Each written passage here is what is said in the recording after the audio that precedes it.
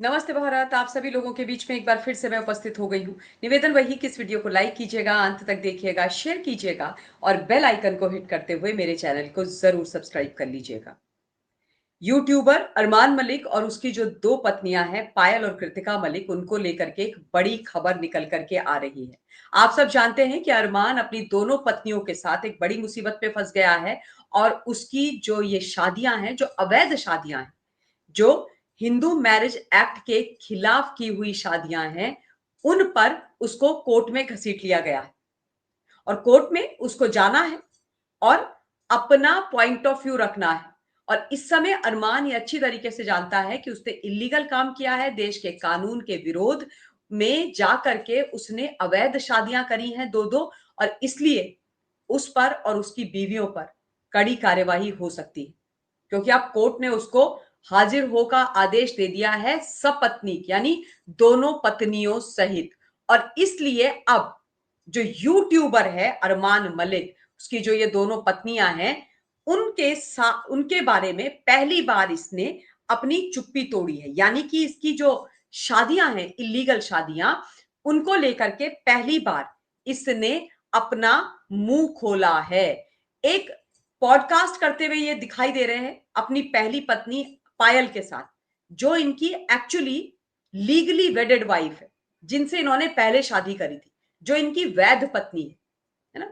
और एक वकील के साथ कॉन्वर्सेशन कर रहे हैं, और जब कॉन्वर्सेशन चल रहा है तो उसमें इस वीडियो के माध्यम से अरमान मलिक वकील के साथ बात करते हुए ये बताने की कोशिश कर रहे हैं कि उन्होंने कोई कानून का उल्लंघन नहीं किया है, उन्होंने कोई गलत काम नहीं किया है, उन्होंने हिंदू मैरिज एक्ट के खिलाफ कुछ नहीं किया है। वो बड़े पाक साफ है, उनको तो भाई तंग तंग किया जा रहा है। ये अरमान मलिक का पॉइंट ऑफ व्यू है। मतलब 900 चूहे खा करके बिल्ली हज को चली, इसे ही कहते हैं हिंदुस्तान। एक तो आप इलीगल काम करो, अवैध काम करो, और उसके बाद उस अवैध काम को लगातार वैध घोषित करने की कोशिशें करते रहो। और जब आपके ऊपर कानूनी डंडा चले तो आप इस प्रकार की बयानबाजी करने लग जाओ, जो इन्होंने करी है। ये क्या बोलते हैं आपको मालूम है? ये कहते हैं कि भाई मैंने तो ये शादियां करी है ना, ये प्यार में करी है, मेरे को प्यार हो गया था तो मैंने ये शादियां करी है। और प्यार में आप जब कोई निर्णय लेते हो, प्यार में जब आप कोई चीज करते हो, तो वो चीज गलत नहीं होती है, वो क्राइम नहीं होता है। दिमाग खराब है इसका, है? ये किस प्रकार से समाज को मैसेज दे रहा है? मतलब तुम एक तो चोरी, ऊपर से सीना जोरी, एक तो इलीगल काम किया, अवैध काम किया, पहली पत्नी को बिना तलाक दिए दूसरी पत्नी से शादी कर लिया, तुम कानून के खिलाफ गए, भारत के विवाह करके बैठे हो, पॉलीगमी को प्रमोट कर रहे हो, और उसके बाद बोल रहे हो कि भैया मुझे तो कृतिका से प्यार हो गया था, मेरा अपने प्यार पे काबू नहीं था। और प्यार में जो तुम करते हो वो क्राइम नहीं होता है। प्यार में मतलब कोई किसी को गोली मार दे, थप्पड़ मार दे, किसी की जिंदगी बर्बाद कर दे, किसी पे झूठे केस लगा दे और बोले क्योंकि आई लव यू ना इसलिए मैंने ऐसा किया है, ये क्राइम थोड़ी ना है। ऐसे थोड़ी ना होता है भाई, ये कोई मजाक यहां पर थोड़ी ना चल रहा है। बातचीत जब चल रही है तो अरमान डिटेल में, वो जो लॉयर हैं जिनकी मैंने अभी तस्वीर दिखाई थी, उनसे पूछते हैं कि जैसे पायल है, मैंने इसकी मर्जी से कृतिका से शादी करी, इसकी मर्जी से कृतिका से दूसरी शादी करी, मैं एक हिंदू समाज से हूं, तो क्या ऑल इंडिया से मुझे कोई बोलने वाला है? मतलब जैसे वो जो वकील हैं, उन्होंने इनके खिलाफ केस डाला है और उनके केस पर कोर्ट ने इनको बुलाया है, तो ये कह रहे हैं कि भाई पायल की मर्जी से, इसकी कंसेंट से मैंने कृतिका के साथ दूसरी शादी करी, तो मैं हिंदू हूं, तो क्या भारतवर्ष के अंदर देश के किसी भी कोने से कोई मेरे खिलाफ केस कर सकता है? ये भाई साहब इनसे पूछ रहे हैं। तो वकील साहब का जो जवाब है वो भी बड़ा ही निराला है साहब। वकील साहब क्या जवाब देते हैं वो भी आप सुन लीजिए। वकील कहते हैं कि पायल ही सिर्फ आप पर आरोप लगा सकती है, पायल ही विक्टिम हो सकती है, पायल के अलावा आप पर कोई दूसरा उंगली नहीं उठा सकता। मतलब अगर दूसरा व्यक्ति है, वो इनके अवैध काम पर, इनकी इलीगल शादी के ऊपर इनको कोर्ट में चैलेंज कर रहा है, तो ये कहा जा रहा है कि भाई कोई दूसरा व्यक्ति नहीं कर सकता, केवल पायल कर सकती है। हाँ, पायल कर सकती है, आई एग्री, परंतु जो दूसरे व्यक्ति ने भी इनको कोर्ट में बुलाया है और कोर्ट ने उनके याचिका के आधार पर इन तीनों को सम्मन किया है, उसको आप गलत कैसे ठहरा रहे हो?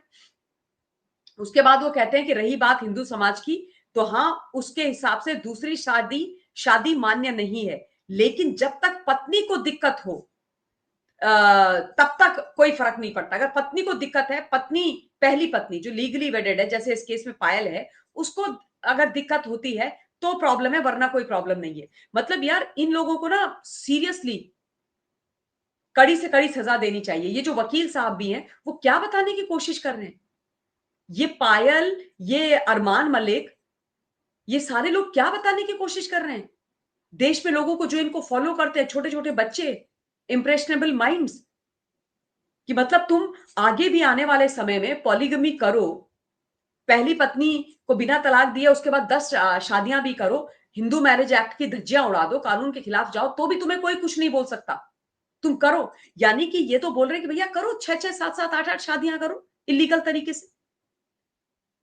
इलीगल काम को जस्टिफाई कर रहे हो तुम पॉडकास्ट के माध्यम से, उसको रिलीज भी कर रहे हो। इनके ऊपर तो दूसरा केस होना चाहिए भाई। समाज के अंदर इन्होंने बुरी हालत करके रखी हुई है, और ये तो मतलब मेरे हिसाब से तो दिस इज नॉट एक्सेप्टेबल, ये तो कदापि नहीं चलना चाहिए। अरमान ने वकील से बातचीत करके ये साफ किया कि उनकी निजी जिंदगी में जो भी हो रहा है उस पर किसी भी आउटसाइडर का शिकायत करने का कोई अधिकार ही नहीं है। यह अधिकार सिर्फ पायल का है, पायल का अधिकार है। लेकिन तुम यहां पर बैठ करके ये ज्ञान दे रहे हो कि कोई और मेरे अगेंस्ट एक्शन नहीं ले सकता है, और मैंने जो किया वो प्यार में किया, मैंने जो कानून तोड़ा वो प्यार में किया, मैं तो 100 खून कर दूंगा और उसके बाद बोलूंगा मैंने प्यार में किए, तो भी मेरे अगेंस्ट कोई एक्शन नहीं ले सकते। क्यों नहीं ले सकते भाई? जिन्होंने तुम्हारे खिलाफ याचिका डाली है, वो याचिका ठीक डाली, समझे ना?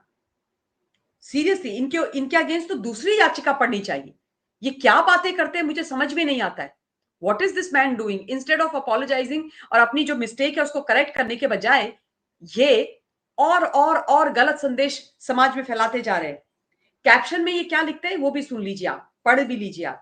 दो शादियों के मामले में मुख्य रूप से शिकायत वही व्यक्ति कर सकता है जो पहले से शादीशुदा है और जिसका पति या पत्नी दूसरी शादी करता है, जबकि पहली शादी अब भी वैध है। कह रहे हैं कि दो शादियों में शिकायत केवल जो शादीशुदा व्यक्ति है वही कर सकता है। पायल को तो इन्होंने वैसे ही बहुत मूर्ख बना करके रखा हुआ है, लिटरली। ये आप आगे सुनिए। अगर पीड़ित महिला है तो उसके पिता भी शिकायत कर सकते हैं। कुछ मामलों में कोर्ट की अनुमति से महिला के अन्य करीबी रिश्तेदार जैसे उसकी मां, भाई, बहन भी शिकायत कर सकते हैं। कह रहे हैं कि उनकी जो इमीडिएट फैमिली है वो शिकायत कर सकती है। सही बात है। लेकिन पायल के केस में पिछले 16-17 साल से पायल अपने घर नहीं गई है। पायल ने भाग करके अरमान मलिक, संदीप इनका असली नाम है, इनसे शादी करी थी। उसके बाद से पायल के परिवार ने इनसे सारे रिश्ते तोड़ दिए।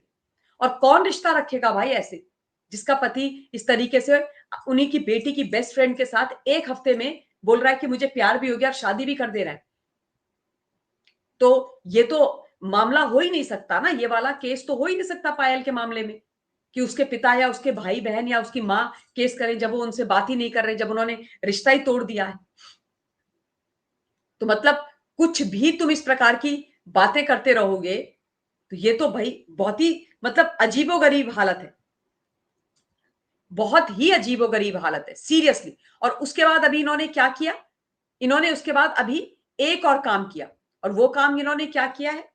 इन्होंने बकायदा अपनी जो इनकी दूसरी पत्नी है कृतिका, उसकी फोटो पायल के साथ सोशल मीडिया पर डाली, प्रेगनेंसी अनाउंस करते हुए। इनके पायल से 3 बच्चे हैं, कृतिका से 1 बच्चा है, और अब कृतिका की प्रेगनेंसी इन्होंने अनाउंस कर दी। मैं सीरियसली बोल रही हूं कि भैया, मैं इनसे कभी मिली नहीं हूं, है ना? मेरा कोई इनके अगेंस्ट एजेंडा नहीं है, पर जो कानून तोड़ता है देश का, उसके खिलाफ बोलना मेरी जिम्मेदारी है, और हम सबकी जिम्मेदारी होनी चाहिए। क्योंकि ये इन्फ्लुएंसर के नाम पर समाज में गलत मैसेज दे रहे हैं, बच्चों के, युवाओं के दिमाग में गलत चीजें डाल रहे हैं।